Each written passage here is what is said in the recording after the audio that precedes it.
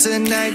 Finally feeling free and it feels so right. Oh, time to do the things I like. Gonna see a princess, everything's alright. Oh, no job but I answer to. Ain't a fixture in the palace zoo.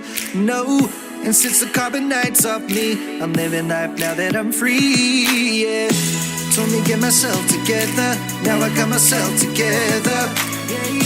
Now I made it through the weather, better days are gonna get better. I'm so happy, the carbonite is gone. I'm moving on, I'm so happy that it's over now. The pain is gone. Shades of cover up my eyes, I'm jumping in my ride, I'm heading out tonight. I'm solo, I'm hot and solo, I'm hot and solo, I'm hot and solo, solo. Picking up my blaster, putting it on my side, I'm jumping in my Falcon, Wookie at my side. I'm solo, I'm hot and solo, I'm hot and solo, I'm hot and solo, solo. I'm hot and solo, I'm hot and solo, solo.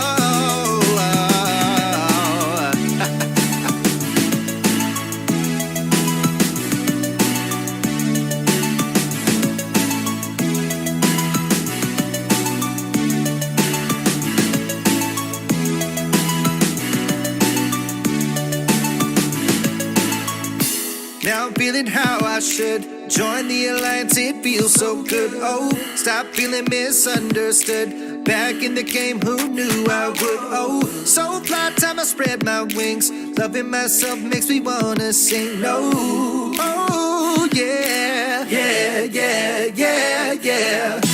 Told me get my act together, now I got my act together. Yeah, now I made it through the weather, better days are gonna get better. I'm so happy, the carbonite is gone. I'm moving on, I'm so happy that it's over now. The pain is gone. Shades of cover up my eyes, I'm jumping in my ride, I'm heading out tonight. I'm solo, I'm hot and solo, I'm hot and solo, I'm hot and solo, solo. Picking up my blaster, putting it on my side, I'm jumping in my Falcon, Wookie at my side. I'm solo, I'm hot and solo, I'm hot and solo, I'm hot and solo, solo.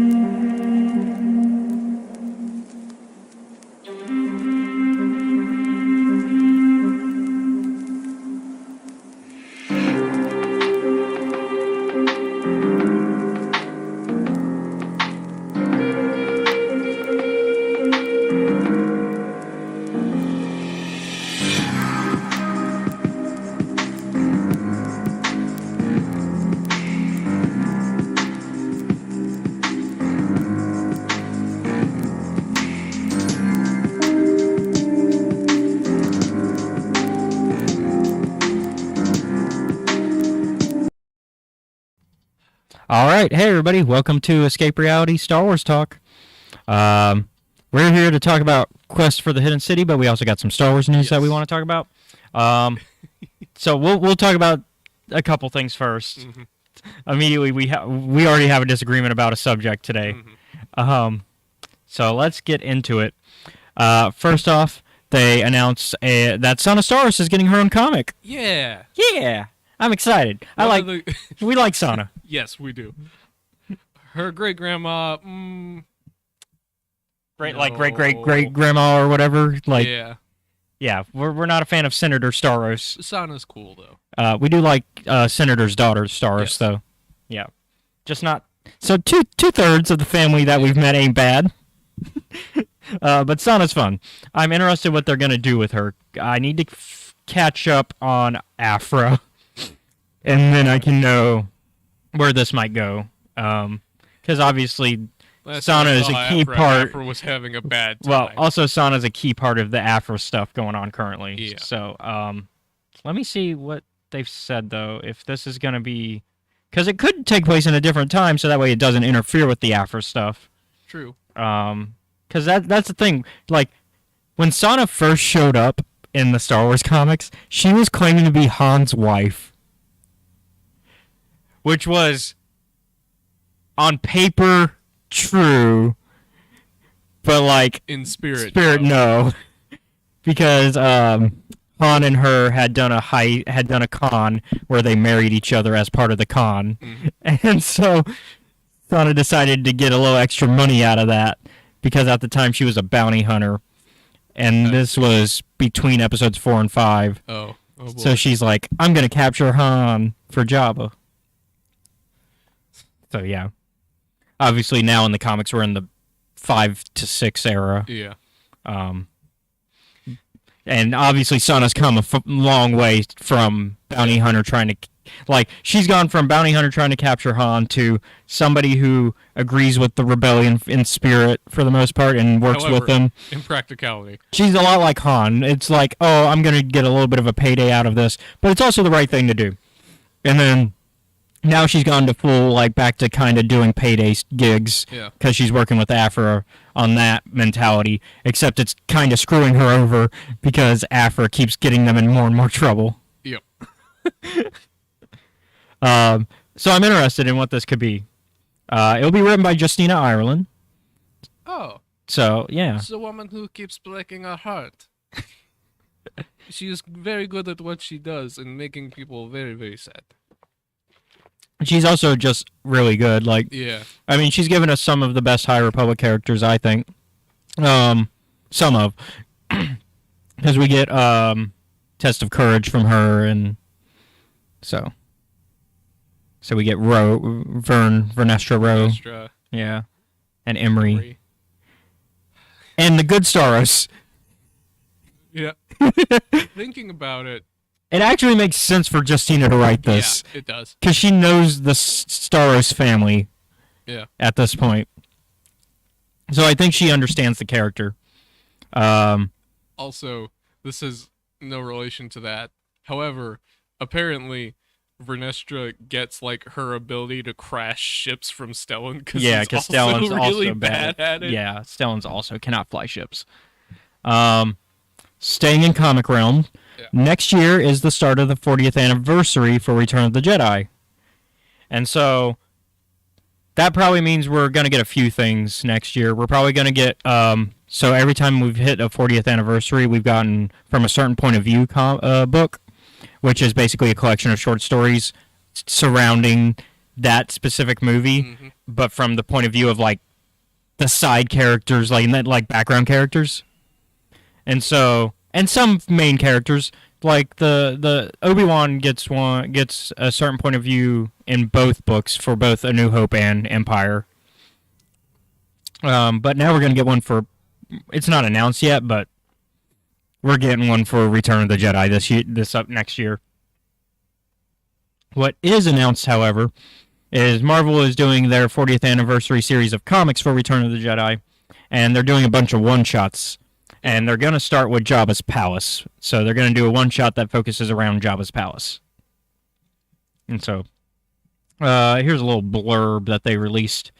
The 40th anniversary celebration of Return of the Jedi begins here. Who is plotting to overthrow Jabba the Hutt? Jabba's palace is one of many places to find the vilest of scum and villainy, relaxing, wet their whistles, and indulge their vices. Who would ever want that to end? Well, someone has Jabba in their sights. Beginning a series of one-shots spotlighting the Return of the Jedi era, Mark Guggenheim, currently known for writing a Han Solo and Chewbacca comic, which I've been enjoying, and Alessandro Maricalo, the writer of the Obi-Wan comic, brings you a tale of Jabba's palace you won't soon forget. So thoughts? Be interesting to read that. Yeah, I mean, it comes out. Yeah. Oh, sorry. Oh, Seth's mic is low. I see. My mom. Your mom. Yeah. Well, at the very least, I'm in the mic this time. Yeah. Go ahead and keep talking. I'm gonna on air fix this. Yeah. The audio. Talk about your thoughts on it. So for me, like, for the longest time, I didn't know anything about Jabba. I was like, great, he's a crime lord. That's all I know. So it's gonna be a little bit interesting to see. Also, we don't really know how the day-to-day works of just Jabba's palace. It seems more like he just executes people and has dance parties there. And occasionally does some drugs. That's about it. However... He's got his hookah. Yep. Alright, I think you're good now. Let's see, what else? No, that's about it. That's really what you can gather. Yeah, and I'm curious. He also likes getting his family members killed. Yeah, I am curious who would be the traitor in this one shot. Like, out of the who's who of who it could be, I'm curious, but because like, you know what? It's Bib. It's Bib. Yeah, because Bib's a little slimy fuck. Yeah, it's true. he's a little bit. He's like, I'm gonna take over. Like. We saw how he treated Boba in not only in Book of Boba Fett. Boba shot him. He was like, nah, I ain't dealing with this. But we saw how he treated Boba in the War of the Bounty Hunters. Mm-hmm. Like, I'm gonna toss out a wild suggestion unique to the comic books. Yeah. Deva Lumpop. Ooh, Deva Lumpop, our favorite Nihil turned bounty hunter. Yeah. Because she's like, I want out. And Jabba's like, you're not getting out. She is still alive as far as we know. Yeah. So that would be interesting. I don't think that's right, but if I was someone with a motive... Yeah, and it is somebody, like, if you're reading the comics, it works. Now, obviously, it's out of left field if you've only seen the movies and shows, which is why I think, like you said, it's probably not gonna be her, but she's not a bad suspect to throw out there. Okay, here comes the one that Seth and I. Oh yeah. So we should show them. Yeah, we'll show them the art. We'll show them the art. So, Star Wars has been doing this thing where they do Legends art where they've been re-releasing the Legends books, and they're calling them the Essentials Legends collection. So they've been like handpicking like the best-selling books essentially. Or best-selling series, like in the case of the Republic Commando books and the Darth Bane trilogy. So they've done new art for them each time as well. And so let me make sure that we capture the correct window. So here's the art. So they've... Hold on. So let's talk about each one left to right. So Yoda Dark Rendezvous... It's very similar to the original art for Yoda Dark Rendezvous. Like, I saw it at the top. Like, I'm looking at Star Wars News. I saw it up here, and I was like, oh, this is Yoda Dark Rendezvous. Yep. And, like, yep. Yeah. Like, it looks almost the same, just a little bit more, almost watercolor, but not quite watercolor. Like, it's got that watercolor style, like, if you know what I mean, where it's a little smudgy. Hard Contact looks pretty. Hard Contact for Republic Commando looks really pretty. Like, I like that one a lot. Unfortunately, Karen Travis is a little problematic now. So, and also... Is there something I don't know? She's transphobic. Yeah. Okay. Yeah. And on top of that, like, people have realized that her writing's not the best. Especially Halo fans who have gone back and been like, "Oh, she ruined Halo." Oh, is she one of the? She's one of the book authors for a lot of the Halo books. This is the one where Seth and I have a disagreement. I think it's a little cheap looking for Star Wars. It looks like something that I could pull from, what did I say off air? It was It wasn't. It was It's not Look, and while I say this, well, I'm gonna say this. I'm saying this with like, I still appreciate art from people on that website, but it's not something I would expect to see on a Star Wars published novel. So it looks like I'm about to find it. DeviantArt. Looks like DeviantArt work. Like, once again, DeviantArt people, you guys are fantastic. There's a lot of creative people on DeviantArt. And this is still nice art, just not for this. I think it might It looks like a fan work. You're not wrong about that. However, I'm like, oh, it's Dawn of the Jedi. And I'm like, oh, so this is when we don't know shit about Jedi. Yeah, it's like to me, this is like the. Well, I've read this book before, so I know what the drawings are of, and like I don't know what that's about, but I'm like, okay, this looks like an interesting starting point. Which is going to be interesting because Dawn of the Jedi. Because we're doing a Dawn of the Jedi campaign soon. Yeah. And I'm like, oh, this looks interesting. I can't wait to see what that's about. Yeah. And so, like, I guess if you don't know the story and you haven't seen the original art, it's not as bad. Yeah.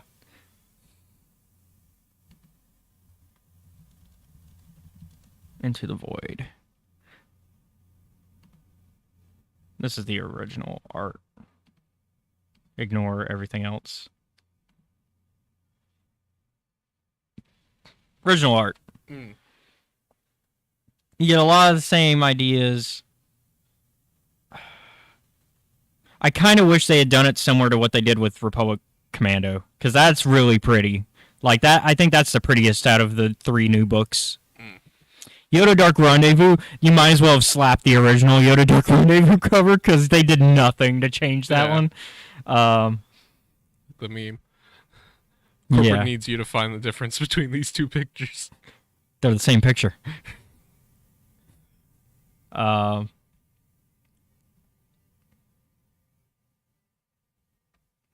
But yeah, I don't know if I'm the only one who feels this way about. I'm curious now. Because this was posted on Twitter from Del Rey, so I'm curious if there are other people that are feeling the same as me about this. I'm curious. You've entered the forbidden zone. Yep, somebody else said it. And cheap looking. I'm vindicated. Well, I still disagree, but I like it because it's a lot more childlike, and I'm like, man, I mean, it is, once again, it's pretty, but it's kind of cheap. Yeah.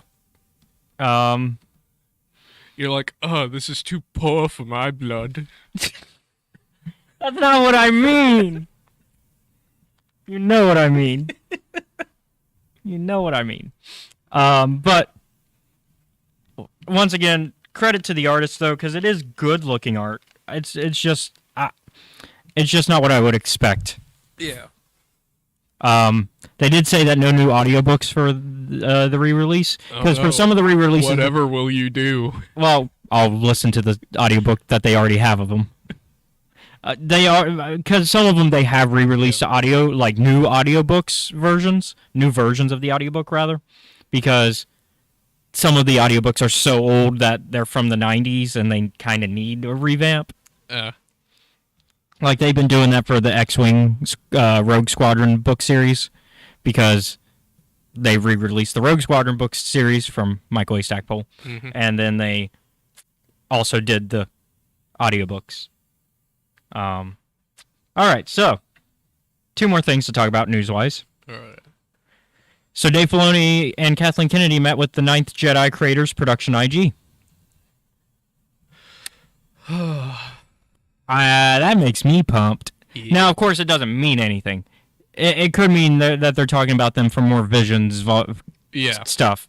But I'm hoping it means we get a Ninth Jedi series. Because out of the stuff that was in Visions Volume 1, I have to say Volume 1 now because Volume 2 is on its way out soon. I think Ninth Jedi was the most likely to make a good spin-off TV series on its own. Yeah. Because it ends with such an open ending of like, all right, now we got to go find the other Jedi and find the actual people who should be carrying these lightsabers. Now that we've murked like 6 guys. Yeah, 6 different Sith, yeah. It definitely is the most, like, open-ended one. Yeah, because we got to find my dad, and we got to go find more Jedi. Mm-hmm. That's a great premise for a show. It's basically if the Empire was just full of actual Sith Lords.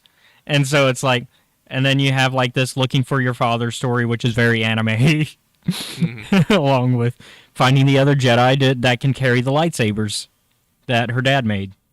I think it works well. Now that I'm thinking about it, it's been a while. Like, so, Caleb, are you familiar with the joke that there are no parents in anime? I'm familiar. Okay. Because a lot of the time it's like, I'm going to go off. I'm going on an adventure as a child, yeah. And it's never like, because I want to find my dad. It's mostly because I wanted to do this. Yeah. And no one told me no. But like for movies, it's usually like parent is in trouble. I've seen a lot of parent is in trouble anime films. Spirited Away. I have the exact opposite of with Castle in the Sky. Oh yeah, the parents are already dead by the time that movie starts. Castle in the Sky is underrated. It is. It's great. Especially the English dub, because it's Mark Hamill in it. So the last thing we want to talk about is related to today's topic. Yes. The High Republic on-screen future teased by Kathleen Kennedy in new art book. So the new art book for Star Wars The High Republic Volume 1, which is just stuff from all the Phase 1 art. A lot of behind the scenes and stuff like that. So beyond just the Acolyte, Kathleen Kennedy in that book teased an on-screen future for the High Republic. Well, yeah.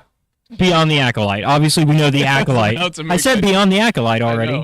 But, like, we knew the Acolyte was coming. But I'm curious, beyond it, what the plans are. So, here's what's written in the book.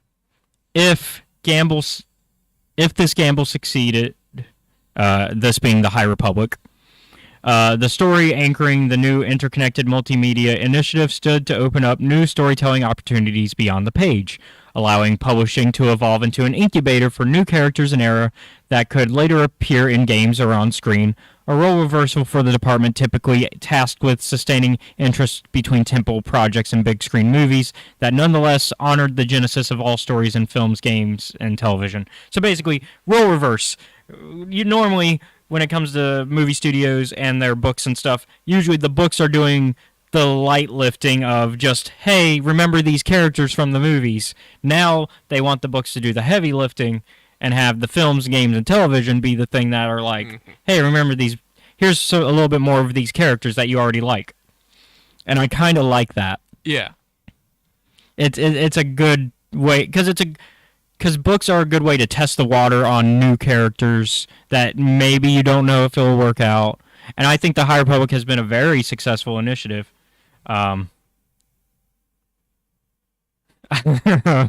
Constance mentioned also, if going back to anime, also if they have a parent, they don't have a father in anime. I'm looking at you, My Hero Academia. Yeah. But going back to High Republic, I think the initiative has been successful. I think people love this era. There's a vocal minority who hate this era, but most of those people, when you talk to them, haven't even read anything from it. and it's just like, okay. So it's an unfair assessment. Yeah, and then the people who there's some people you can critique it. There are fair criticisms to have, but I think for the most part it has been a successful initiative with a lot of good, more good than bad, I would say.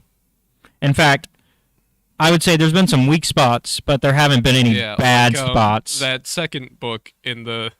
Yeah, I talked about that last night, actually, when I was talking to some of our mutual friends. And it's important, but it's busy work.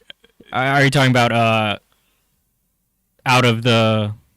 you talking about for the YA side? Out of the Shadows, yeah. It's important. Because we talked about that last night with some mutuals. We were like, it does a lot of the heavy lifting for what has to happen by wave 3 of phase 1, but it you forget a lot of the stuff getting to it. But you remember the heavy lifting parts, but you don't remember the rest of the book. Yep. And it's just like, I think there are 4 assassination attempts in that book. Yeah. Which you think would make it more memorable, but it doesn't. So once again, though, it's not a bad book. It's just the weakest of the series. If we were to call one out, because if we're gonna give a fair critique, there are weak stuff. Yeah. It's just like any other piece of narrative storytelling. You're gonna find something that doesn't work, especially when you're doing 3 adult novels, 3 junior novels, 3 young adult novels, 4 comic book series, 2 of them being mini series. Yeah. I mean, it's bound to happen. I mean, there's a lot there. So, I mean, it's not going to be perfect all the time. And even then, I wouldn't say it's the series has been perfect, but it's been damn near close. Yeah. Let's see. And then Kathleen Kennedy also added, the following tease regarding the time period's on-screen future, it all starts with the word. So basically, just whenever somebody says go. So we're waiting on that. Can I read this one? Pablo Hidalgo, what he said? Yeah, okay, yeah. What is the galaxy worth fighting for? When people say we want to restore... Make sure you say it in the mic. What is the galaxy worth fighting for? When people say we want to restore the Republic, what is the ideal? Yeah, because he was being asked, what is the theme, the true Star Wars themes with the story set in during the High Republic, and that I think that fits it very well. I think that fits the themes that we've been reading very well, even in Phase 2. Yeah, because the High Republic is when the good part of the galaxy has its shit together. Yeah, there is still obviously bad because people exist, therefore bad things will always exist. But it's not... But, as a whole, the High Republic is generally, we've essentially got... While we can't solve every problem, we are working, diligently on it. Justina Ireland, funny enough, because we talked about it earlier, also added regarding, that era. Everyone's always talking in such glowing terms about the Republic. It had to have been a functional government that people enjoyed and felt safe under at some point. But we hadn't seen it yet. How do we still make it interesting? Because when things are going well, that's usually when it's the least interesting, right? Yeah. And so I think they've done a good job of balancing that. Yes. Because, like she said, that it's a question that as writers you have to find that answer. You have to be able to say, okay, so we're in a peaceful time. How do we still make that an interesting story? And that's hard to do. Yeah. So kudos to the writing, the entire High Republic writing team. Y'all did it. Y'all made a peaceful time interesting. Because while the Nihil are out and about doing god-awful things and terroristic things, it's still a time of peace, relatively speaking. Yeah. There's no true war going on. It's more of just, these terrorists that are just mucking about, messing things up, but we'll send the Jedi after them. At least from a public perspective. Yeah. Although I think that's changed with the Fallen Star. Oh yeah, they're I think this is a problem. Yeah, Fallen Star has changed that narrative. While I think the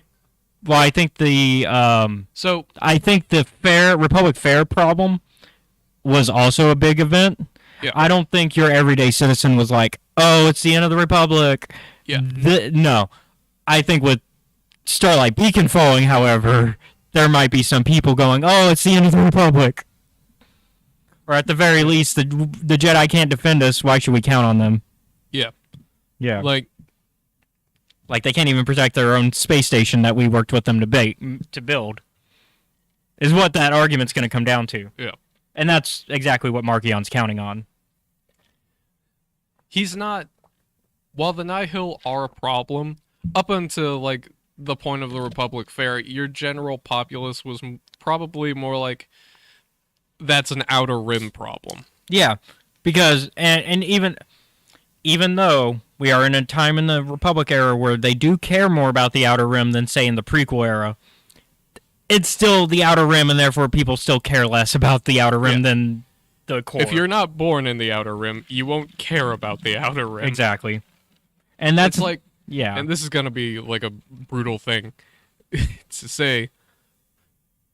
Go on. Do you give a shit about what's happening in California? Like, in general, in your day-to-day life? In general, no. In my day-to-day life, no. No. You care a lot more about the stuff that's, like, in Alabama, yeah. Like, and that's the same. It's true for anybody. Do y'all who don't live in Alabama care about what's going on in Alabama?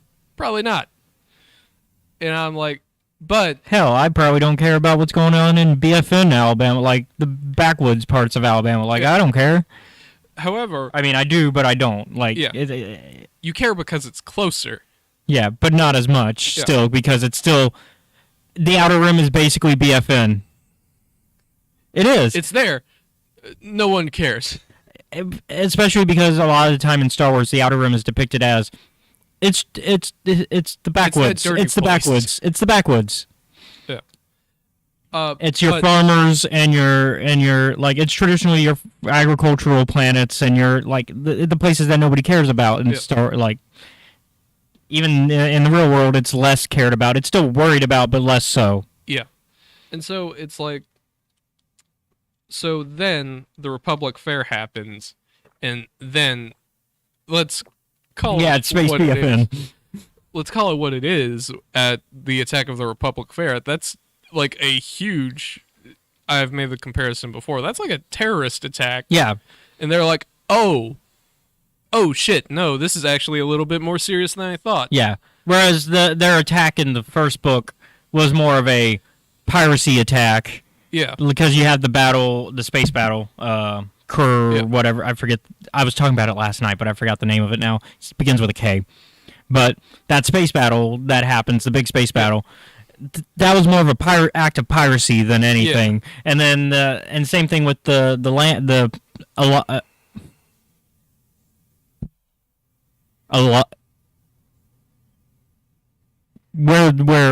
our main Jedi protagonists fight on the planet, Afrona. No.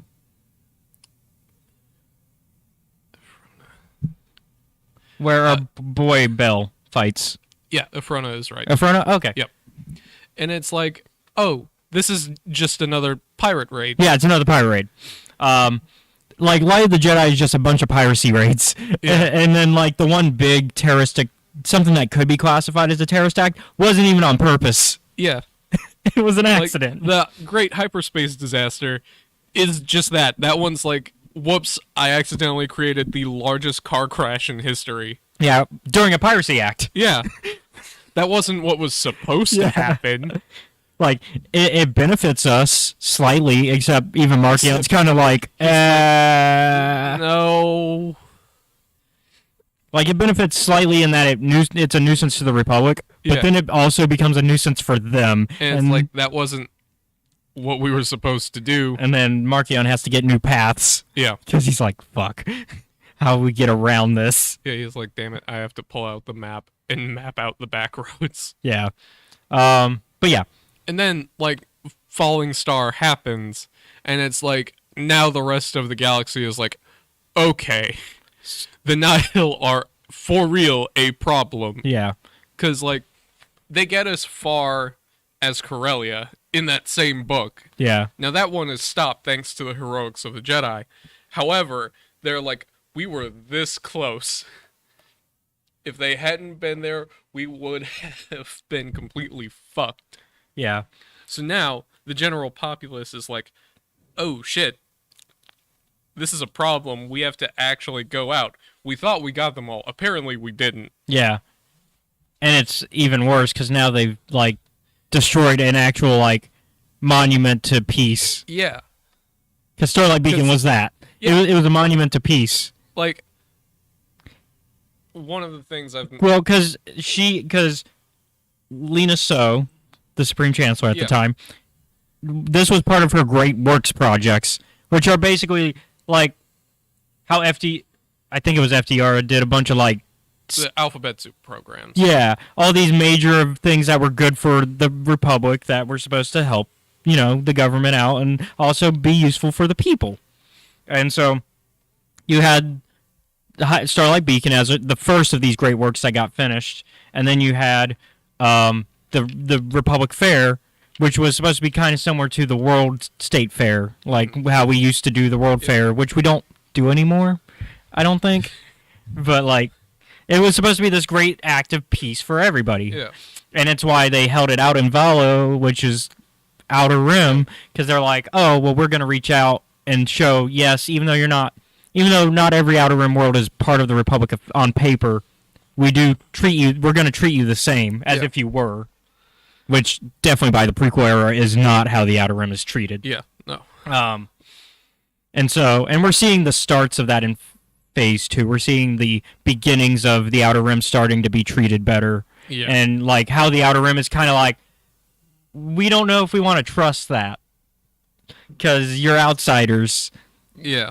Like, we want this, but we're not sure if you're being honest. Mm-hmm. And so that's what we're seeing in Phase 2 is the start of that relationship, which that's generally how that's going to be. It's going to be you got to kind of prove yourselves to us that you are good intentioned. We're not going to just assume you are. But yeah. But because it's the Outer Rim. Yeah. And so I want to trust you, but you have to prove that you're trustworthy first. Yeah. Especially when you're this big government coming in with your Jedi police, essentially.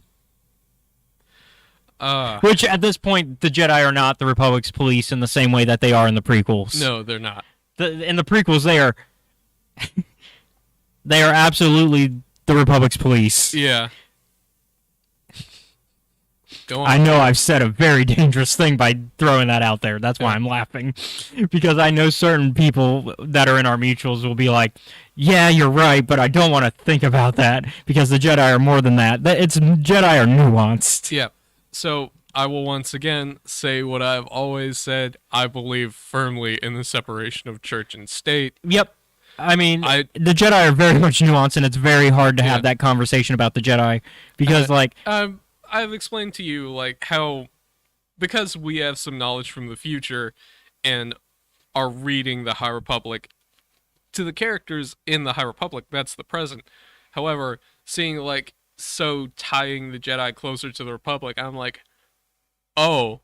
Yeah, like, and I get her reasons why. I understand that. She's not. But I'm also like, this is going to come back to, like, bite everyone in the ass. It's one of those good intentions pave or you're close. Go on. Yeah, pave the road. The road to hell. Road to hell is paved with good intentions. Yeah. It's one of those situations where Lena So absolutely is doing this for the right reasons. Unfortunately, the right reasons doesn't mean anything when the wrong people take control. Yeah. Also, she's probably dead. She's absolutely dead. She's a human. She's a human, so she's dead by the time of the prequels. Because we're 150 years. We're 200 years before Phantom Menace in Phase 1. 350 years back in Phase 2. Because it's an extra 150 years. Yeah. So, yeah. Speaking of... Yes. Oh. Actually, before we jump into the main topic. Last question, since it's on topic of that news article. Mm-hmm. What would you want to see from a TV show besides The Acolyte? Because we know that we're getting The Acolyte. What, do you want something further back? Say even further than Phase 2, or do you want something around Phase 2 or Phase 1, but Or do you want a retelling of something from Phase 1 or Phase 2? Or do you want something after Phase 1 and Phase 2 and maybe even after Phase 3, but between that and Acolyte? Give me Ty York.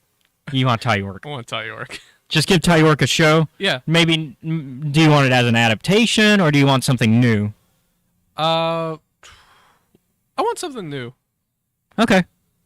Yeah, like something after the adventures we've seen her in. Because once again, this was a topic that came up last night. Y'all talked a lot, didn't you? Yeah, we talked for about 4 hours.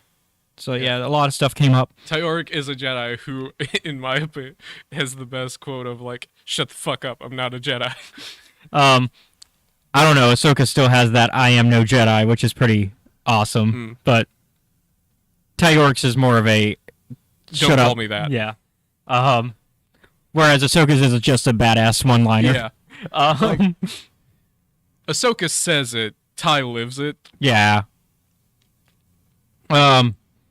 And so the conversation was, we kind of don't want TV shows, animated or live action, to retread ground that's already existing in the books and comics, because every time it's happened, it's retconned something. Yep. And we're just like, just don't do it. Just tell new stories. Now, it's fine if you're doing something that's in Legends, because it's not canon, but don't retread canon ground, is the conversation that came up. Because Tales of the Jedi obviously was a discussion surrounding that. Yeah. With the Ahsoka episode and the Ahsoka novel.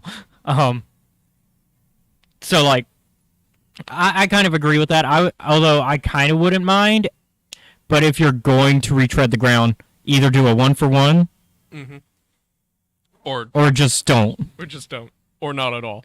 Or at least try to get it as close as possible. Yeah. Like, do like any normal adaptation, but don't change things just to change things. Just because you think it's a popular choice. Bad Batch. Putting Kanan in the first episode and changing Kanan's background from the Kanan comics. Just because Kanan's a popular character that Dave Filoni created. Dave. I know Dave doesn't watch this, but still, calling him out still feels good. You're just calling him out on a thing he will probably never hear. It still feels good. All right. All right, let's get to our main topic. Yeah. Because we're almost an hour in. Oh boy. Thankfully, it's the junior novel. Yeah. So today we're going to talk about the hidden quest for the hidden city. Yep. There we go. Yeah. So, spoiler warning as usual. Seth. Yes. Do you want to lead it?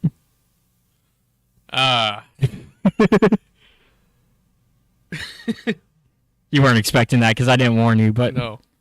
Welcome to the Outer Rim. Welcome to the Outer Rim, fucker. Yeah, because we're going to be following a couple of engineers. Yep. Who finish each other's sentences. A Jedi and his Pathfinder. Yeah, well, a Jedi and their Pathfinder group. Well, we don't really follow him. He kind of disappears. Yeah. But we follow a friend of that Jedi who's a Jedi and her apprentice. Yes. As well as their Pathfinder group. And then we are also following some natives to the planet of Abydos. Yes. So, on their way, Solandra and Rupert, which are our second Pathfinder team. Yes. They're the ones in. They are the two Jedi on the second Pathfinder team, alongside Obik, Cam, and Dietrix. Yep. And their two droids, GT-11. Yep.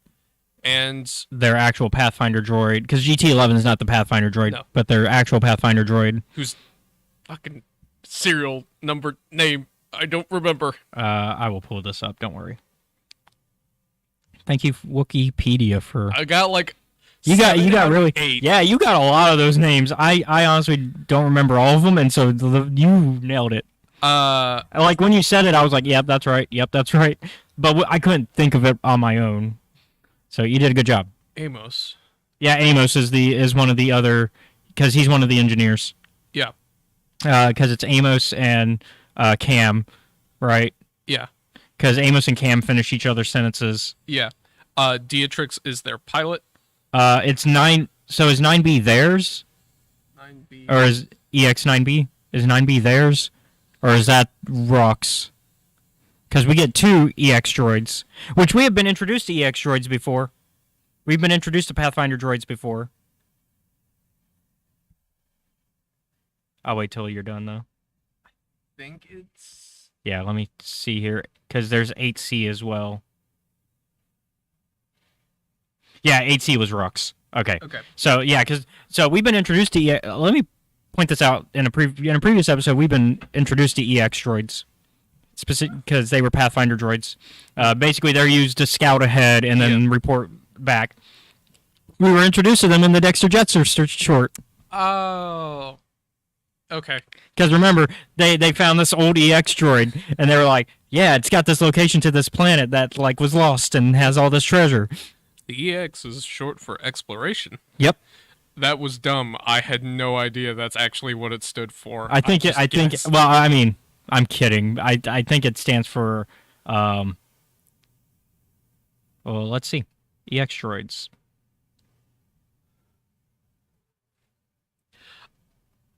It doesn't say what the EX stands for. Well. But I might as well be exploration, because that makes sense. Yeah. Regardless. They look kind of like probe droids. Yeah. While they are on their way to Abydus, they find ATC. Yeah. 8C, rather.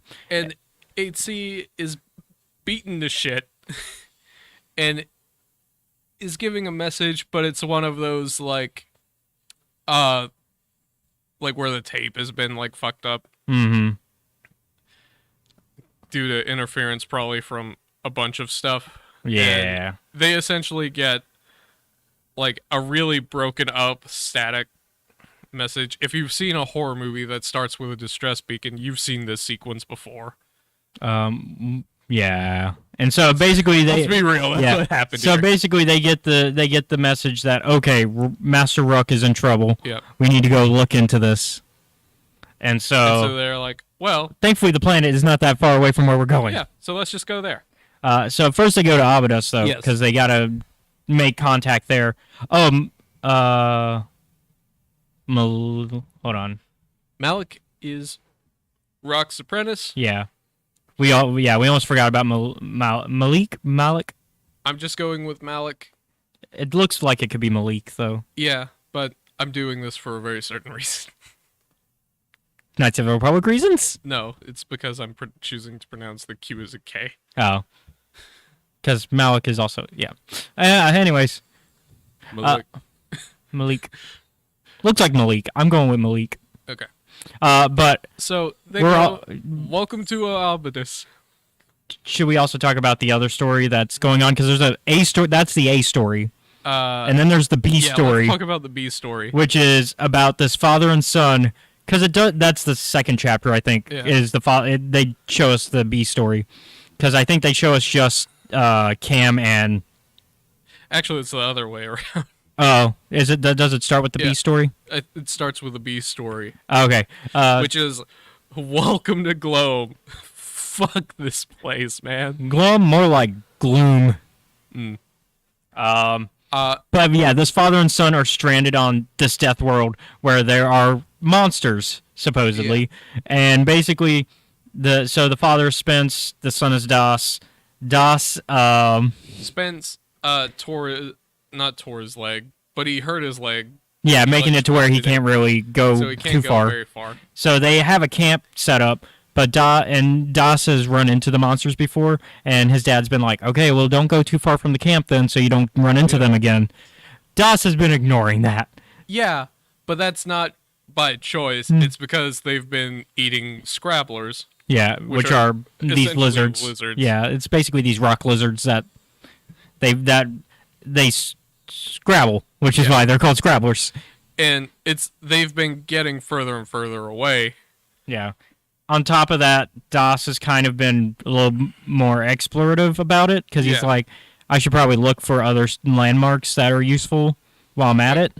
And he happens to find, it's not right away, but we're going to kind of rush through the B plot because A plot and B plot do collide at some point. He does find this old equipment that he starts to mess with, so that way he can create a communication system. Like, his dad is working on one, but he still needs the occasional parts. And so Das has been going further and further out where he finds these parts that he can bring back to his dad. Okay, so that's the B plot. That's the setup for the B plot. We'll come back to it when it becomes relevant again. A plot. So they meet up with the people. Well, it takes them actually a minute because they're looking for the city on this planet. Which this is not the hidden city, but it is hidden. It is hidden. It's not the one we're. That's not the one in the title, though. Looking for. But there's these Catacute. Yeah. Which are a flying species. They're like a bat-like species, there's actually a picture of them. They are bat-like.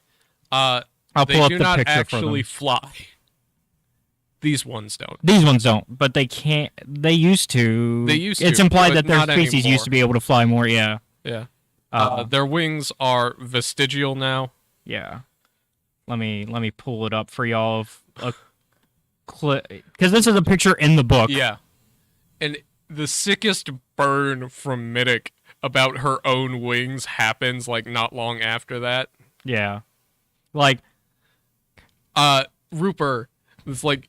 Yeah, which she's the one in the picture here. Says, "Oh, they're beautiful," but Middick goes immediately afterward and useless. Yeah, so they meet Middick and Rillick, who are Rillick is the nephew of the minister of the works, and then Middick the cousin of Middick.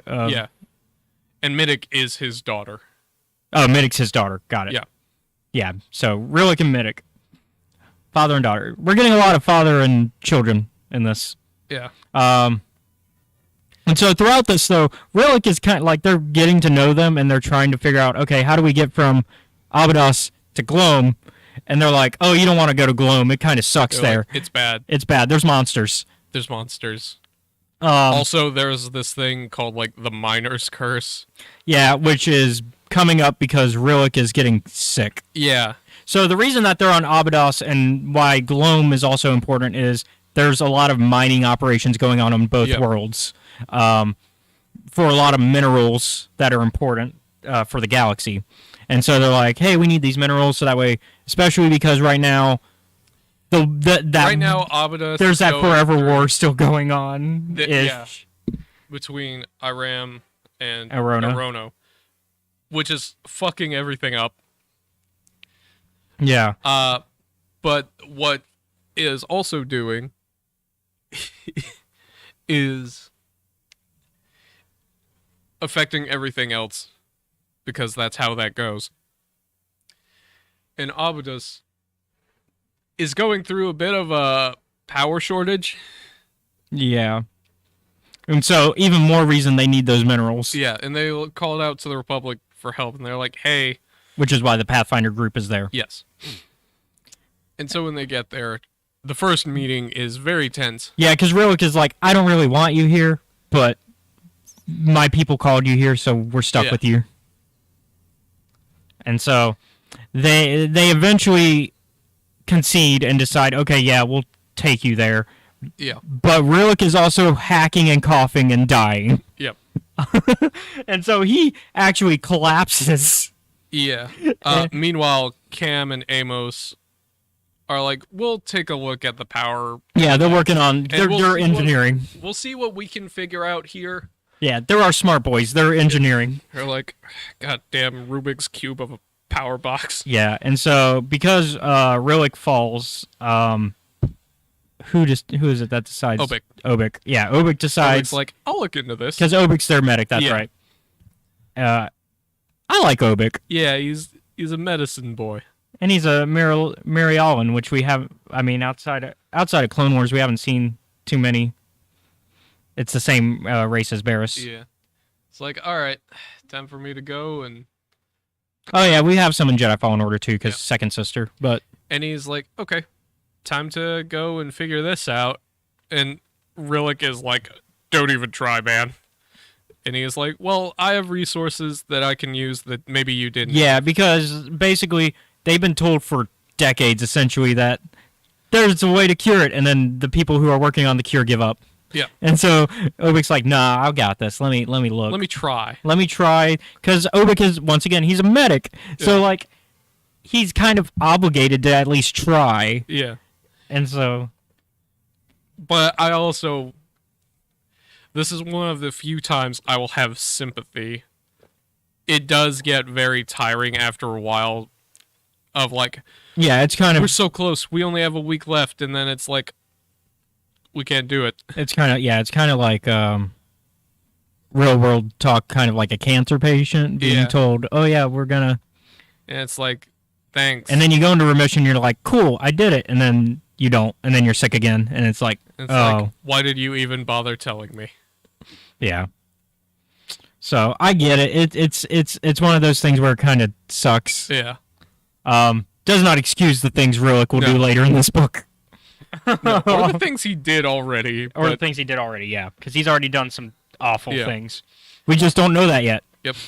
And so they decide Dietrich, Solandra, and Rupert. Obik stays on the ship. Yeah, because they did bring the ship already to Gloam before Rillick collapsed. Yeah, and Obik's like, I should probably stay close by in case something happens. And then, so everybody else goes off to explore.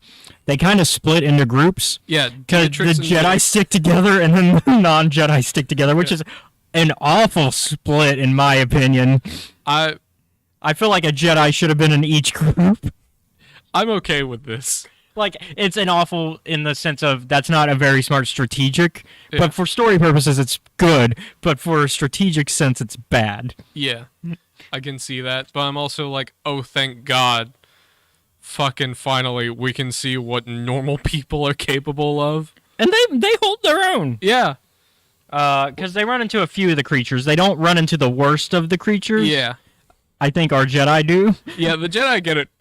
They like, Dietrich and Midic get, like, no encounters at all up until the end of this. I'm upset because our creature that we know we're going to talk about later does not have a name yet. Oh, yeah? I kind of want to... I'm going to create a tweet right now. I'm going to do it. Doing this. We're going to make it canon. We're going to make our name canon for it. Let me @ George Mann. So, they go and they're Dietrich and Midic are like, all right, we're going to go to the... That's weird. There's a little distress thingy going on. We should probably go and check that out. Yeah. After, like, getting halfway through this, like, old ruined city where there's just nothing. And Midic kind of explaining, like, oh, yeah, we knew we had heard there were, like, monsters down in, like, the old mines. We didn't believe that until we opened the mines and then monsters started coming out. So then we left. Yeah. And so, because, like, a lot of people, like, because it was basically just oral tradition of, like, oh, there's these scary monsters. There's scary monsters in the mines. And everyone who was, like, an adult at that point was like, yeah, right. Yeah. Like, people thought, oh, at that point, it's just, you know. It is one of those funny things, and this, I'm going to talk about this for a second. Mm-hmm. Like, there's a hilarious bit in Dishonored where, like, a crime boss got captured by this, like, witch, and he's like, you know, as a kid, me and the boys used to be like, oh, that old woman down the road is a witch, like, for real. But as we grew older, we were like, nah, that's dumb. Turns out, was 100% right when we were kids. Yeah. And this is another case of, like... That creature is in the temple itself, right? Because they're already in the temple when they run into it, right? No. No? They're outside. Okay. I'll just say in the book, then. They are, like, in the marsh. Okay. Yeah. Thank you. I'm trying to come up with a really great tweet, because I'm going to make our name canon for this creature that we're going to talk about soon. I don't know if you can make it canon, but you can certainly try. I'm pushing, baby. All right. And so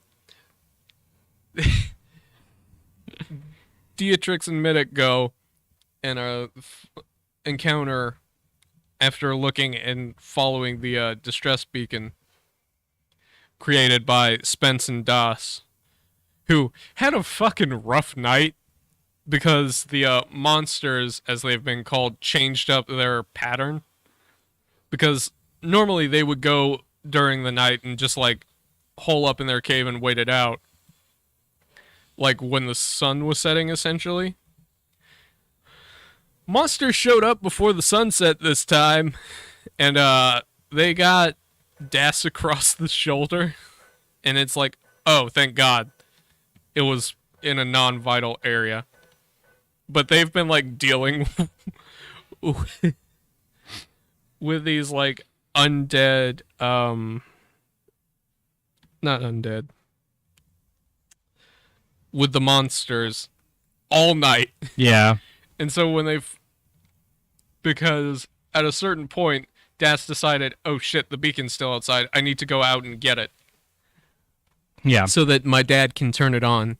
So we're talking about them activating it because soon some people, Plot A is about to discover the beacon. And Dietrich and Middick are like, huh, that's weird. Should probably go and see what's up with that. Yeah, people might be in danger. And that it has to be a short range beacon because a long range is impossible right now. Because long range isn't working. Like, even planetary ones are having difficulty.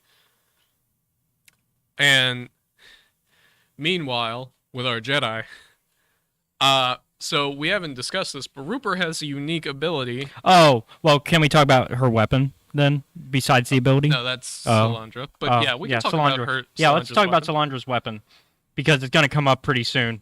Yeah. So Salandra's weapon, she has a lightsaber, but that's not what she primarily uses. No. She has a shield that is also with, like, lightsabers that come out the sides. Yeah. And it's great because her reasoning is a Jedi should be about defensive first and foremost. I will pull my lightsaber if I need to, but I'm going to try to find a different solution first. That's the Duncan MacLeod way.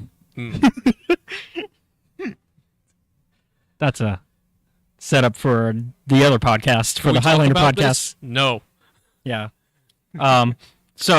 Okay, then. But yeah, let's go back to Rupert's ability then. So, Rupert has an ability that is similar to Avar Chris's, but not quite. Whereas Avar Chris hears people's songs through the Force and can sort of figure out where they are with that, Rupert sees people in the Force as colors. Mm-hmm. And I don't mean that as, like, oh, where, like, in the past, people have visualized the Force in different ways. No, this is an ability that Rupert has. And so she uses it and she's like, there's a light, like, way out to the west.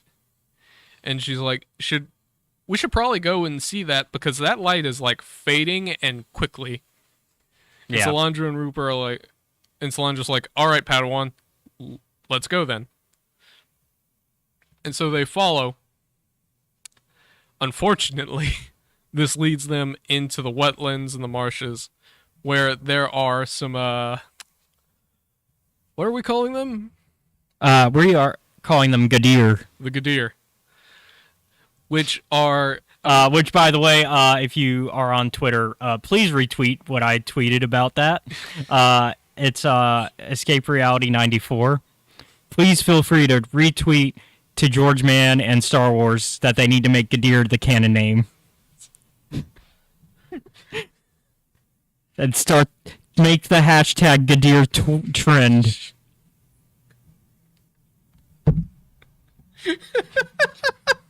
I made it a hashtag. Why did you do this? Look, if Twitter's gonna die, we might as well make the most of it while we can. You're not even beating a dead horse, you're beating a dying one. No, we're beating a dead Gadir. Well, none of these Gadir are dead yet, or at all. They probably wish they were. Yeah. After the fucking beatdown they took. Yeah, so they get into that fight with the Gadir, and it's not going well at first because these creatures are vicious. These are predatory creatures. And they're very hungry. Yeah, they're hungry. Like, me and you had this discussion where it's like, I don't really feel bad about what happened here. Hey, Haley. Yo. Welcome to the stream. But yeah. It's like, oh, I don't feel bad. It's like a case of, whoops, it seems I stumbled into a tiger's lair. And I'm like, I don't feel bad for what's about to happen to you, Mr. Tiger. But I also, like, I understand your motives, and I don't want you to die, but I don't feel bad. Yeah, I'm like, I guess today's the day we have to beat the shit out of you. Yeah. So they beat the shit out of the Gadir. Like, Rupert is, like, she's fighting incredibly defensively, and Solandra tries for, like, a good minute, and then she's like, to hell with this, and decides to use the ultimate technique of the shield bash. Yeah. She basically Captain America's, because she does it like a throw shield too, and she uses the force to make it go all over and kind of just Captain America it without the bouncing. Yeah, I'm like, man, this is one of those ones where it's like, okay, I get it, you proved your point. Bam, bam. Yeah. And I'm like, damn. But they continue on, and Rupert goes, and she's like, the light is over here. Yep. And Solandra is like, oh, that's interesting. Good work. You didn't know that you led us to a Jedi temple, did you? And Rupert goes, oh, no. And she's like, well, you said they're here. Looks like the cave's collapsed. Let's move this out of the way so we can go and get our friend. And so they do, with the power of the Force. Space magic, you know the deal. Yeah. To be honest, a boulder in the way is not that much of a problem for a Jedi. It's the least of their worries. Yeah, and so they go in, and they find Master Rock. And they're like... So one of the things from the distress signal earlier that had them kind of concerned was that Master Rock is like an outdoor survivalist who is very much well known for spending time on the Outer Rim in like harsh places. And if he's asking for help, it's like, oh shit, this is for real. We have to like be careful about this. And so they go and they meet up with him, and he's like, yeah, we got like set up and betrayed by Rillick. Meanwhile, Cam and Amos are like, man, this fucking power converter thing, right? Yeah, there's a bunch of unnecessary parts here that are like limiting the supply. Yeah. What if we just took those off? Yeah, that would... Yeah. And it's like, oh, they do that, and then the power for the entire city goes off. Because Rillick, the jackass that he is, was like, just in case. So Rillick's brilliant plan was, now that we've opened the mines and everyone has been kind of like sick or dying, but we've stored enough for like 3 big like shipping containers, right? Yeah. I'm gonna sell those and live like my 9 months left of life in absolute luxury. Because fuck it, that's what I want to do. And so that happens. Well, he doesn't. Actually, none of that happens. Yeah, well, but like that's his goal. That is his goal. He did already knock out Obik at this point? At this point, no, but he's about to. Yeah. He might as well have. And Team A and Plot A and B have collided at this point because they've used the distress signal to find Dallas and Spence, which that interaction is. And like, oh yeah. Yeah, you skipped that, didn't you? So they do find each other. And like Spence is like, I'm gonna fuck you up. Specifically because Middick looks like the creatures that have been attacking them at night. Because whatever monsters have been attacking them at night looks a lot like the Kiddics. And Middick is like, oh yeah, our stories do mention that the monsters look like us. Yeah. But once again, we thought that's just part of the fairy tale of it, of like, to scare the children. And like, Spence and Daz are like, it's not. Yeah. Eventually... Like, it's not a fairy tale, it's very real. Yeah, but eventually Das is the first to kind of realize, no, these guys, they're here to help us. Dad, they haven't attacked us yet. Hold on. Also, there's a non-monster with them, so we're good. And so, yeah, so Middick and Dietrich managed to convince them, hey, let's work together. Cool. And so they also decide to head towards the towards the old Jedi Temple. Yeah. And they use like a crane system. They don't actually head to the old Jedi Temple. Oh, they head to the city though. Yes. But not to the Jedi Temple. That's right, yeah. Because the Jedi Temple is not near the city. You're right. My bad. But they head towards the city, and they use like an old crane system to get them into the city. Because they find like some broken machinery that's on its side, and they're like, we could use this. Das is like, I don't know. I don't know. He's like, no, I'm probably not. Everybody else jumps willingly, and then Spence is like, come on, we've got this. I got you. You're safe. He's like, safe. Safe. Dad, nothing on this planet has been fucking safe. Why would we trust it?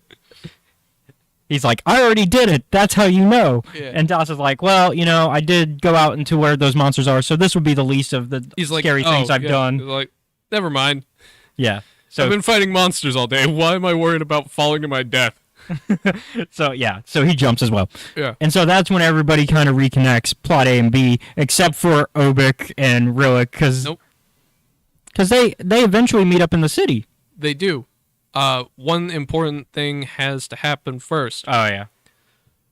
And it is in regards to Obik. So Obik has been like looking through, and everyone kind of realizes this at the same time. Obik is like, man, these he comes up essentially with this theory that what the Miner's Curse actually is basically, these miners have been breathing in asbestos. Yeah. And it's been like taking control of their body. Yeah. And so now, yeah, they like, when you cut them, they don't bleed like a normal person would bleed. They bleed these tiny crystals. And he's like, okay, I'm not sure how this would work, but I'm gonna work on it and see what I can do to keep people from going all crystal-like. Meanwhile, Rupert, Salandra, and Rock have kind of figured out the same thing through some cave paintings. Through some, like, tapestries and such. Yeah. Over in the Jedi Temple. And they managed to take out a few of these beasts on their way. Yeah. And it's like, oh, okay. Well, we need to go and get our friends. And meanwhile, Obik has unfortunately been bludgeoned in the side and by tied rope. up. And tied up. Meanwhile, Cam and Amos are still like, God damn it, this fucking bullshit. They're like when your dad and your uncle are working on a car and they're like trying to figure out how to like get it restarted essentially. Yeah. And they're like, because they managed to get things working for like a little bit for like 2 minutes at a time. Yep. They do this 5 times before they eventually get it right. And the greatest line is like, once they finally figured it out, they're like, why aren't they cheering? And Amos is like, probably because it took all the energy out of them the first 5 times. Yeah. Obik does wake up. Yeah. And he at first is like freaking out, but he's like, but he realizes that the reason he's freaking out so much is that he has a concussion. I need to stay awake. It's a good thing it was the medic that got knocked out, because he's like, wait a minute, I know how to deal with this. I'm a medic. I just gotta stay awake now. I can't pass out because I have a concussion. Okay, where's my little droid friend? And like, it's really sad because also it's one of the GT11 has like been like Rillick was fucking like not messing about. He was like, I'll get the droid too. Yeah.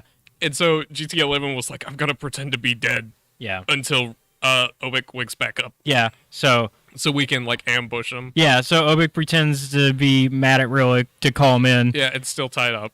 And so Rillick's like, he has the moment of like, I know I shouldn't, but I want to gloat. I want to gloat, so I'm gonna go gloat.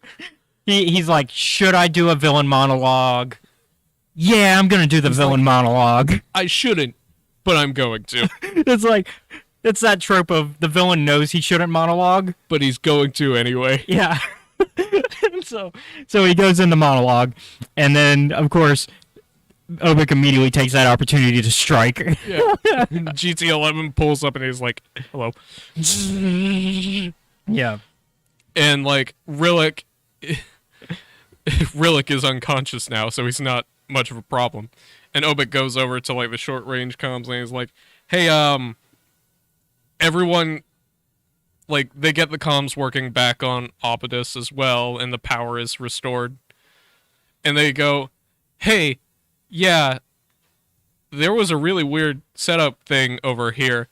And Obik's like, did you guys know that Rillick was a traitor? And they're like, no, but we have evidence for it. Yeah, because now we've seen, you know, we now know why the machinery was all fuckery. Yeah. And so they go, and so he's like, okay, I'm going to go and talk to, like, Rupert and Salandra and Rock. And Rock picks up the phone and he's like, hey, Obik, did you know Rillick was a traitor? And he goes, yeah, he just bashed me over the side of the head with a pipe. And everyone's like, okay, so we all know that Rillick is a traitor, right? And they all go, yes. Oh, important thing to talk about. Regarding the Lefbrook family, Das and Spence. The reason they're trapped in this world is, God damn it, Sunshine Dobbs. Radicast, Sunshine Dobbs. Yep. So apparently, so you know how when last time we ran into Sunshine, we talked about how he... the Lefbrook family are hyperspace prospectors. They go out and they map routes. Yeah. So we talked about how Sunshine does that, and that he has a specific hyperspace route that's to the Nameless world, and that's his little paradise world, because we've seen it in the Eye of the Night. Yeah. We've seen it. It's beautiful. It is a beautiful place. And they describe it very well in this book, I think. Yeah. And so, brightly colored world, almost no darkness other than the Nameless. Yeah, but the scariest creature to ever exist. If you're a Force user, anyways. Yeah. If you're a regular person, it's not that bad, but it's still kind of like, ew. Yeah. And so, the Lefbrooks apparently were part of the team that helped discover this world with Sunshine. Yeah. And the plan was to split it 50-50. But Sunshine was not about that. Yeah. Because he's Sunshine. Yeah, so and I don't know if so their ship is messed up. The Lefbrooks messed up their ship on the way to the Paradise World. Mm-hmm. Because we don't have a name for this planet yet. It's the Nameless World, Paradise World, whatever you want to call it.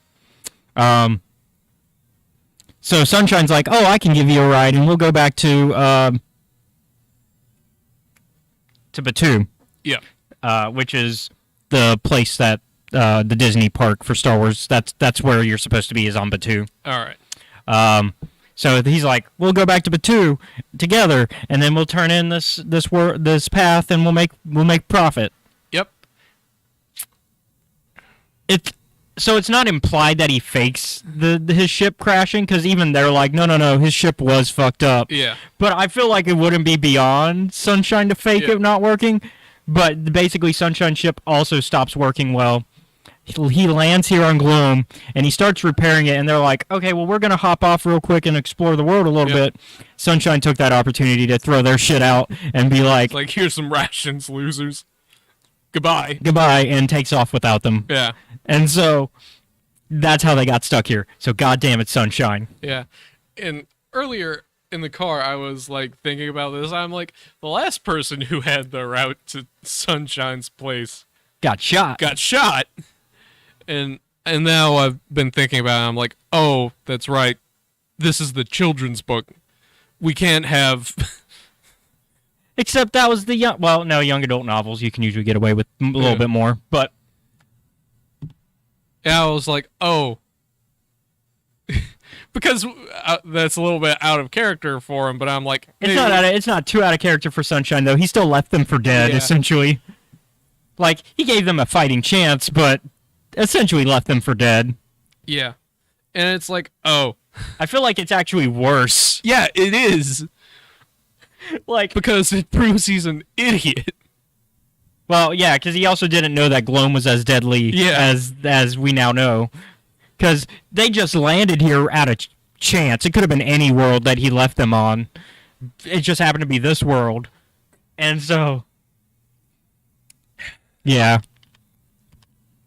But... once everyone kind of realizes, like, oh, Relic's a traitor.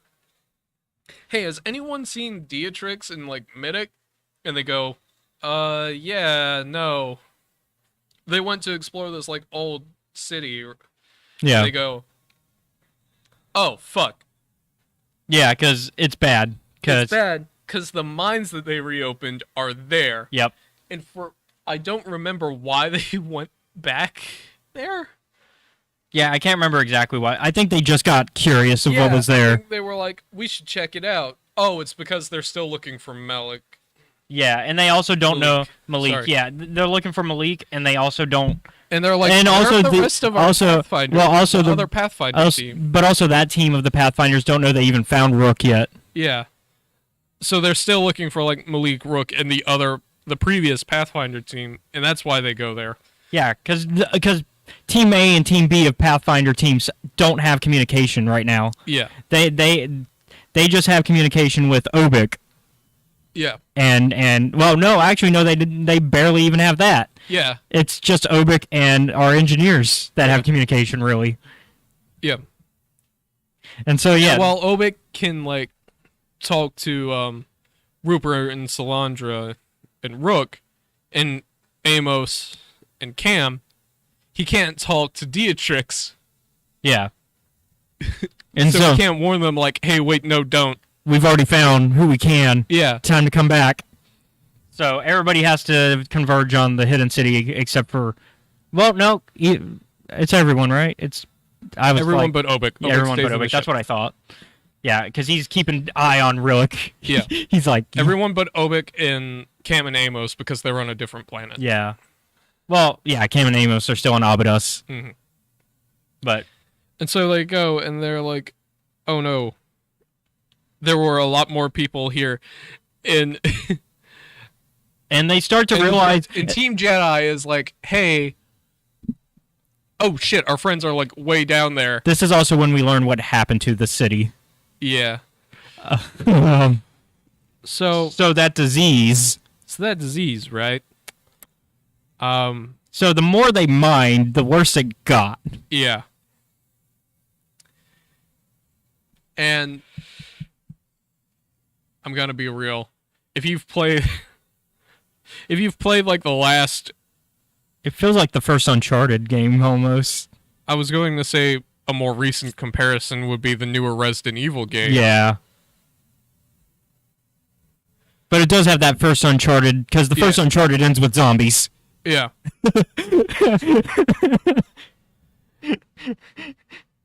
And it's like... Everybody forgets that. The first Uncharted, the zombie game at the last minute. Yeah, he took a weird left turn.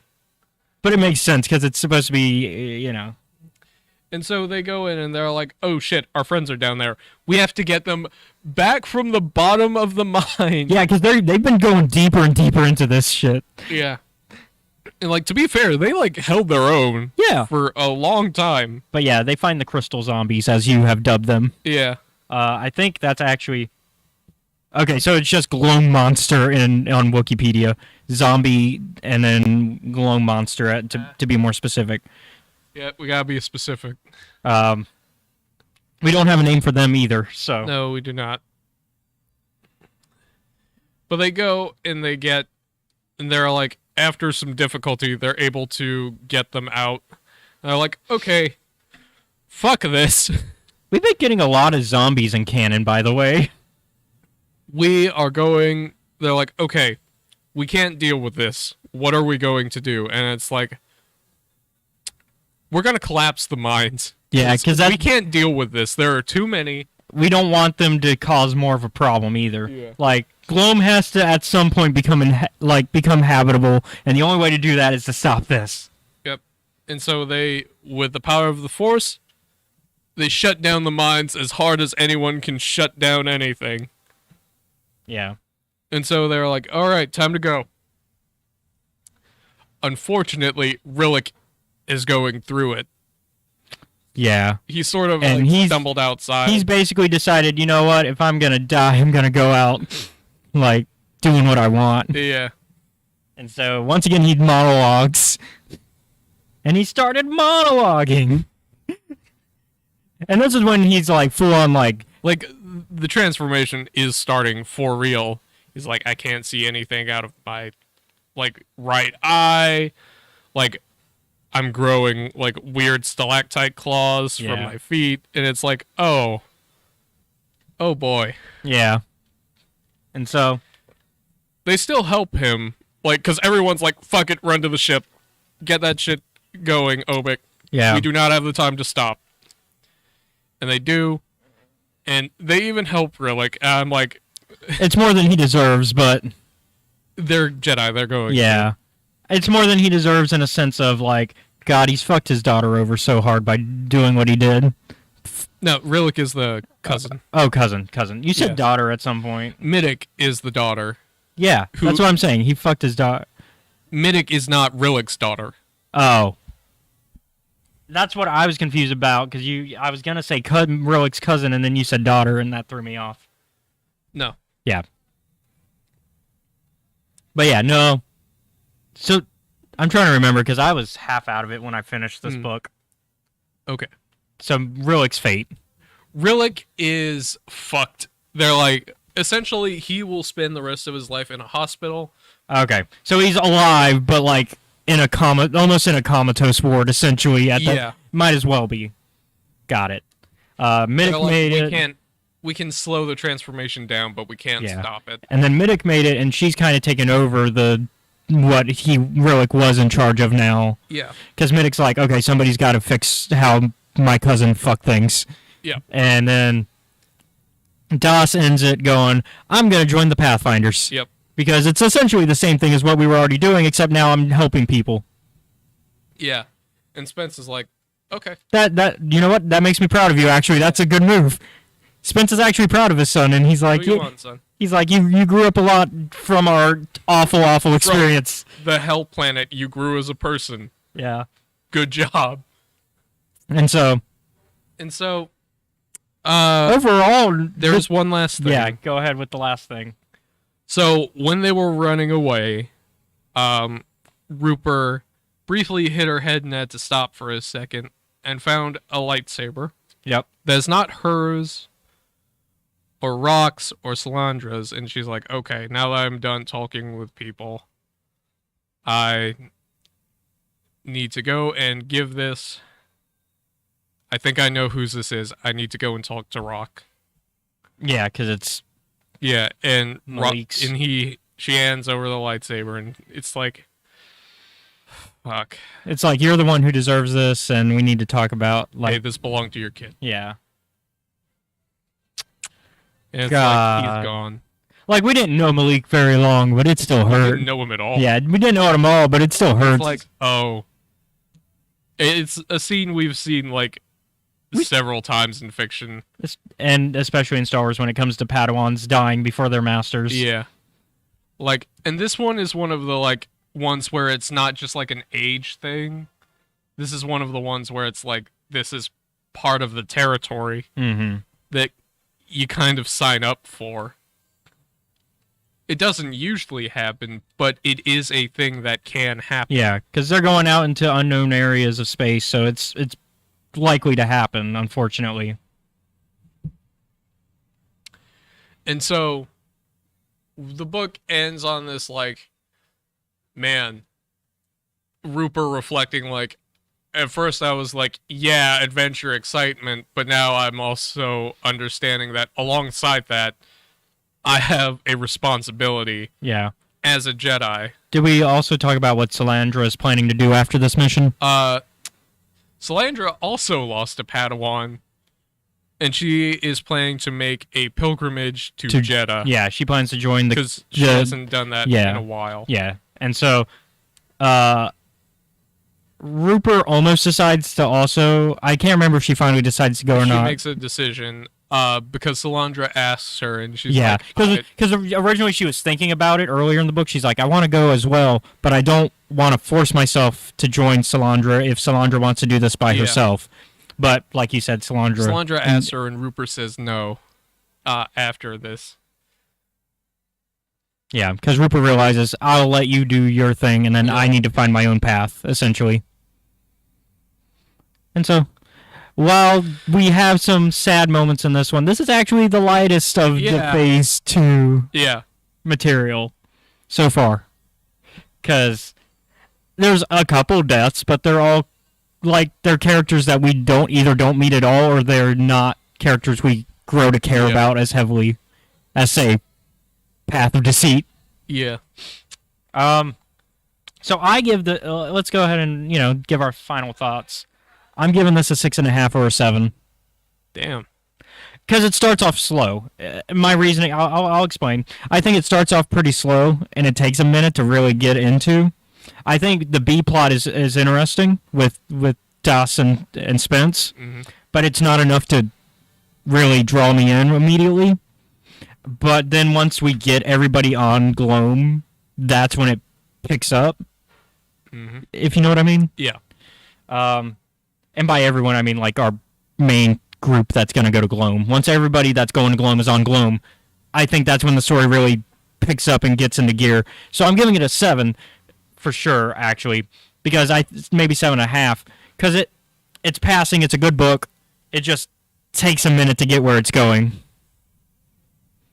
That's just my personal thought on it. Like, I can understand if somebody likes it more.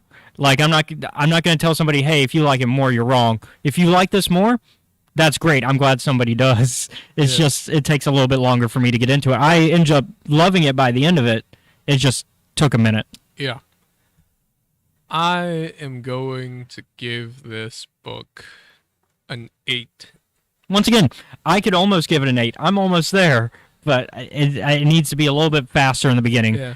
However, I think George Mann have to read this book in 2 days. Yeah, I do think George Mann's writing is great in this, though. Yes. I do want more books from George. Because he's done great short stories for us. We love his short stories. Yeah. Also, that explains why the Dexter-Jetster connection, because he did write that short.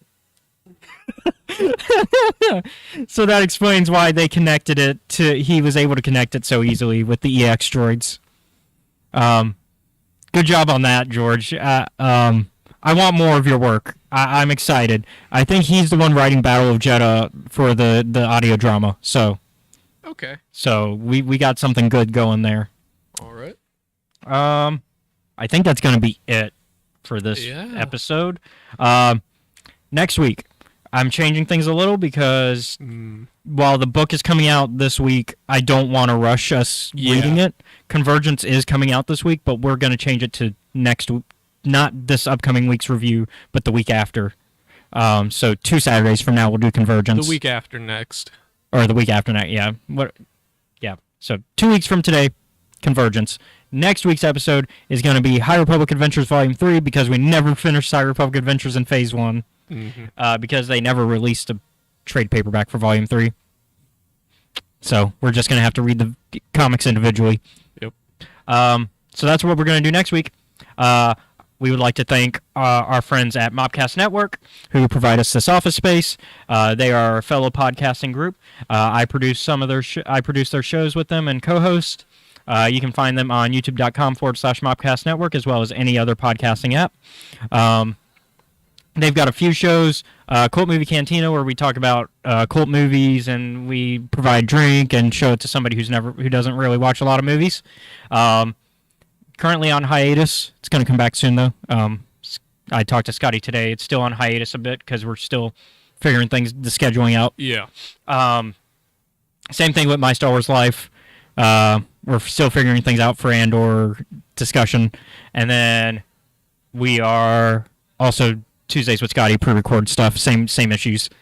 But you can still find older episodes if you want to check out the show and what the shows and what they're like. Go check them out. A lot of fun. And then thank you to Gamers and Geeks, who is our local gaming shop. They are the ones who own the space that Mobcast rents it from. And so they give us the space. So if you like card games, tabletop games, all that good stuff, there's an arcade in the back where it's free play arcade machines. You just pay $10 for the day. You get a wristband, and you get to play whatever games you want. And then there's and they're going to have a Black Friday thing going, where on Black Friday they're going to have some of their items, some percentages off. For board games, they're doing 30% off. So yeah. That'll be interesting. And then they have next door is inside the same building, but next door is Engage Gaming, which you can do a hourly rental for video game consoles. They have the consoles in the building, and you just sit down and you play whatever games you want. They provide the games, so they got Xbox, PlayStation, PC, VR. You just go to the little station, and because they've got like the setup for it, so the TVs and everything already there. And if you pay a monthly membership fee, you get a reduction on the hourly fee for rental, essentially, because it's basically a rental thing. Like you just hourly pay. Yep. And so it's a fun way if you don't have the money to buy a console, but you want to play the newest games that all your friends are playing. That's a fun way to that's a way to do it. So if you're ever in Mobile, Alabama, and you come down Moffett, that's where you'll find us, and you might run into me and Seth depending on the day. Yep. And so outside of that, check out our Patreon. Shout out to Jennifer Brantley, our main Patreon subscriber. And you can find us on patreon.com/Escape Reality Films, where you can watch our YouTube content a week early if you go towards the Jimmy Ty tier. I think it's the $5 tier. And then the $10 tier, which is what Jennifer's at, gets you a little bit more. A little bit more behind the scenes access. Yeah. But the $1 tier is also good. It gets you access to the Discord where you can hang out with us and any guests that we have on the show, as well as people that are part of the Star Wars tabletop games. You can occasionally see my Discord messages ranting about ice skaters.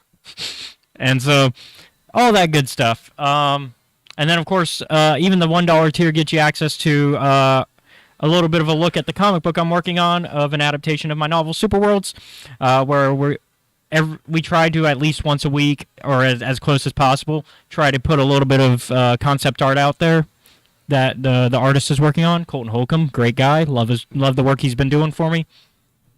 But whenever he gives me new art, I post it there, and so all the concept art will go there. But if you're on I think you have to be on the $5 tier or the $10 tier. I haven't decided yet. But I think it's going to be the $5 tier. That will give you access to the final page when it's done, so before anybody else sees it. So you'll be the first to see the comic as it's actually coming out. If you're on the $5 tier or $10 tier, I haven't decided yet. So all that good stuff for the Patreon. You can also check us out if you're watching on YouTube. It's youtube.com/Escape Reality Films. And if you're watching there, be sure to subscribe and give us a like. We're over 200 subs. We're starting to slow down a little bit, but we've been getting mostly a new subscriber every day.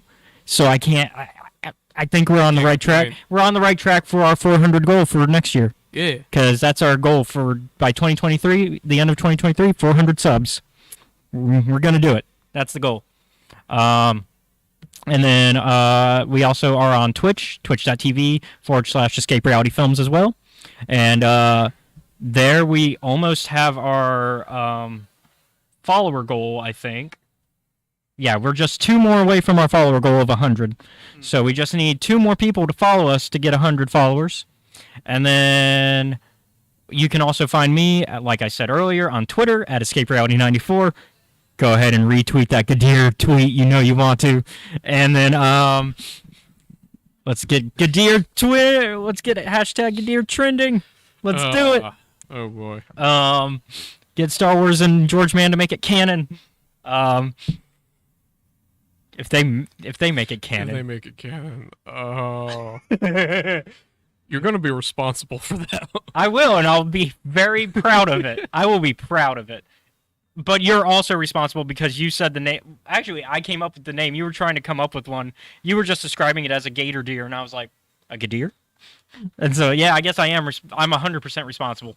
I was going to say you share responsibility, but no. No, I was trying to come up with anything that couldn't. Yeah.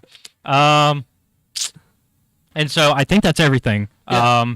Am I missing any pushes? No. I think you got them all. All right. Well, once again, thank you all for watching. We'll see you guys next week. Y'all have a good one. And also, this week is Thanksgiving week, so everybody have a happy Thanksgiving. Yeah. Bye. Later.